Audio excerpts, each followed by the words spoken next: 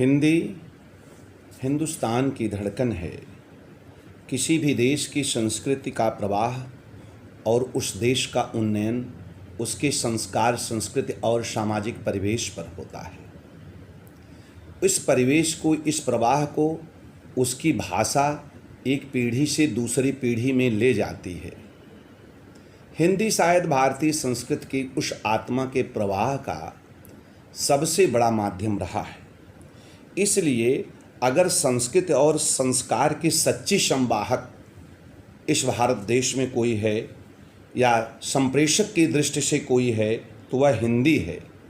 हिंदी सहज है, सरल है, सुगम है। यहाँ तक कि हमारे माननीय राष्ट्रपति जी ने अभी हिंदी के बारे में कहा कि हिंदी का अनुवाद की भाषा नहीं बल्कि हिंदी संवाद की भाषा है। भाषाई दृष्टि से, व्याकरण की दृष्टि से भी हिंदी बड़ी समृद्ध है। इसमें 11 स्वर हैं, 29 व्यंजन हैं।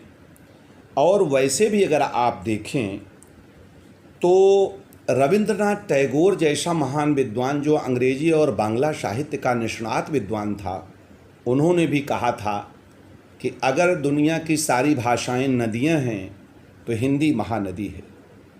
इसलिए हिंदी के महत्व को जब आप कभी विचार करेंगे, आप भारत के स्वतंत्रता संग्राम में देखेंगे, आप भक्ति काव्यों में देखेंगे, आप वीर रस में देखेंगे, कहीं भी अगर आपको लगेगा कि भारतीय संस्कृति घूमड़ घूमड़ करके भारत के संस्कार, सनातन संस्कृति के विचार, अगर कहीं भी आपको एक साथ उनको भाषाई अमली जामा पहनाने का बात चलती है तो उसमें हिंदी ही आती है।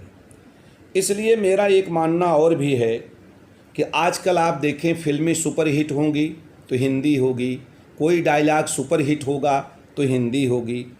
सज्जनों, एक बात पर विचार करिए, जिसने संवाद दिया, जिसने संस्कार दिया, जिसने सोच दिया, जिसने संप्रेषण दिया, उस हिंदी की दुर्दशा पर इसके पखवाड़े मनाए जाते हैं। 14 सितंबर को हिंदी दिवस मनाया जाता है। आप जानते हैं 14 सितंबर 1949 को संविधान सभा में हिंदी को राजभाषा का दर्जा दिया गया था। आज तक हिंदी के लिए कुछ भी किया नहीं गया। 11 राज्यों और 3 संघ शासित प्रदेशों की 77% आबादी पूरे भारत की हिंदी बोलती है, जानते सभी हैं। दुर्भाग्यवश हिंदी पखवाड़े के समय हिंदी की याद सभी को आती है, जैसे ननिहाल जाने के बाद नानी की याद आती हो। सज्जनों, इस प्रकृति से निकलना होगा। हिंदी के लिए अगर आप कुछ करना चाहते हैं तो जीवन के प्रत्येक रंग में, जीवन के प्रत्येक ढंग में आपको हिंदी के प्रति वास्तव में विस्तार के लिए स्वयं अपने से बिना सरकार की अपेक्षा के कुछ करना चाहिए।